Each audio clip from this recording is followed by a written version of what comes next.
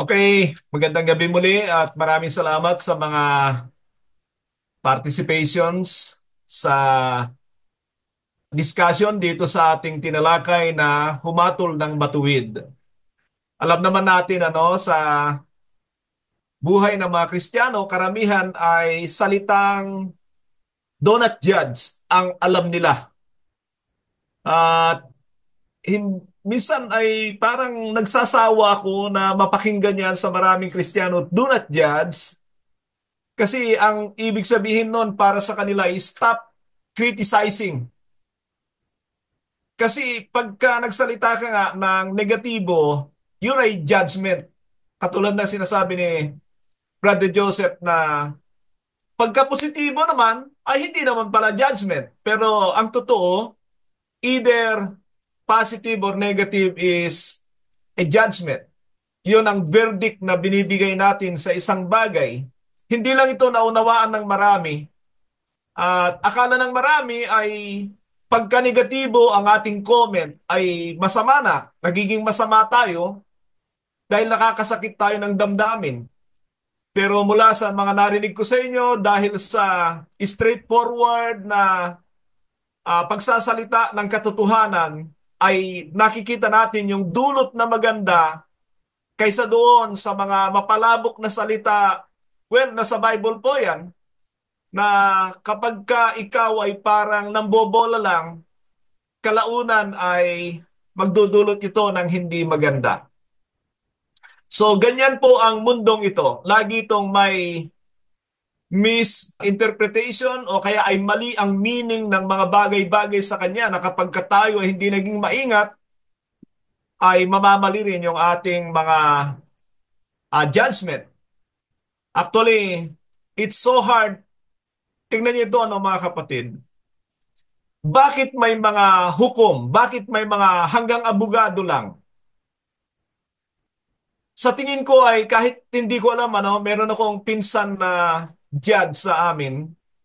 Pero hindi ko pa siya natanong kung paano ba siya naging judge. Pero alam ko ay talagang meron namang mga pinagdaanan yan, may experience yan, may mga examination yan na sila ay pumasa. Yun ang alam ko diyan sa bagay na yan. Bakit sila nakarating sa ganong sitwasyon ay marahil dahil mas nakakahigit sila sa kaalaman sa batas. Yun ang alam ko. Ibig sabihin ay may mga iba-ibang scope ang hinahawakan ng mga lawyer. Yun ang alam ko. Ibig sabihin, meron para sa criminal, meron para sa civil. Hindi ko masyadong kabisado yung mga ganyan, no? Pero ang alam ko ay ganon.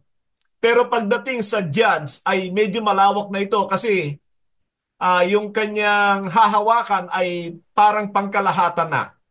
Ang punto ko diyan ay katulad nating mga Kristiyano na kung hindi natin alam ang mga batas ng Diyos, ang salita ng Diyos, ang hirap humatol ng tama. And makikita natin ang Panginoon. Actually, nabanggit yung sa John chapter 8 kanina at habang dinidiscuss yung John chapter 8 ay nakita ko na bakit nga ba ah, hindi hinatulan ng Panginoon o hindi ba hinatulan ng Panginoon yung babae roon, yung nahuli sa pangangalo niya o hindi niya kinondena. Kasi ang target ng mga humuli sa kanya, nag-present sa kanya ay to condemn her. Tandaan nyo, iba ang condemnation sa judge. Sinasabi ng Biblia, do not condemn or you will be condemned. Pero hindi sinasabi ng Biblia na hindi tayo pwedeng humatol. Judge righteously, sabi ng Panginoon sa John 7:24. Ibig sabihin, magkaiba ang dalawang yan at usually ay napagpapalit-palit yan ng marami na kapag ginagawa natin yung paghatol, akala nila ay pagkondena. It's not condemnation. It is judgment. At nagpakita ko sa inyo ng mga ilan sa Aklat ng Gawa kung paano nagsalita ng katotohanan yung mga apostol, it was the judgment on situation. Yun yung nakita nila at sinabi nila ng makatotohanan at marami ang napabuti. Marami ang napabuti. Sabi nga ang kasinungalingan ay pwede kanyang i-comfort sa pansamantala. Kaya maraming nagsisinungaling is not because they wanted to elude something. They don't want embarrassment. Yun ang ginagawa ng marami, ang pagsisinungaling. But to tell the truth, mga kapatid, ay it can be something na hindi katanggap-tanggap sa marami. Pero yun ang hinahanap at nire-require ng Diyos sa atin na alam ng Diyos ang mas tama kaysa sa atin. So, kung titingnan nyo, nagpe-prepare ang marami na parang magsinungaling kaysa sa magsabi ng totoo dahil sa parang personal na pakinabang para sa kanila. But hindi nila alam na tama yung sabi ni Sister Gigi kanina, it's better for me to be judged now rather than to be judged by God. Doon sa kasi pag hinatulang ka na ng Diyos, wala na eh. Tapos na. Meron sinabi sa 1 Corinthians chapter 11. Ito yung tungkol sa komunyon, mga kapatid. 1 Corinthians chapter 11, beginning verse 32. Sabi niya, nevertheless, when we are judged in this way by the Lord, we are being disciplined so that we will not be finally condemned with the world. Pag inanalyze natin ito, ang ibig sabihin ni Paul dito ay kapag kumakain ka at umiinom ka sa saro ng Panginoon na ikaw ay nakaranas ng adverse, negatibo mula sa Diyos, is that because God has judged you. He didn't condemn you. He judged you para sa kabutihan mo. At ayaw ng marami ng bagay na ito. Yun ang problema. Yun yung sinasabi niya rito, it was a part of discipline. When we judge now, is a part of discipline rather than to be judged later by God. Napaka-delikado na kapag huli na ang pagsisisi. Pero tingnan niyo, ang tao, nature ng tao na ayaw niyang ma-embarrass, ayaw niya nang meron kang masabi sa kanya. Kaya mas gugustuhin niya yung mga positibo na salita. Pero hindi niya alam na katulad hindi ko maalala kung sino nagsabi na kung hindi niya napakinggan yung katotohanan yon, hindi siya may tutuwid. Si Brother Clark na sinasabi nung iba na okay lang yan, pero nang ipinakita sa kanya ang magiging bunga ng kanyang pinaggagawa, dun siya natauhan. Now, kung si Brother Clark ay katulad ng maraming Kristiyano na hindi naghahanap ng katotohanan, kundi naghahanap ng aliw sa kanyang sarili, hindi niya matanggap yung negatibo. Mas tatanggapin niya yung positibo na sinasabi, yung okay lang yan, pero ano ang magiging kahahantungan nun? Nakikita niyo yung kaibahan? So, yun ang very dangerous na kalalagayan ng mundong ito.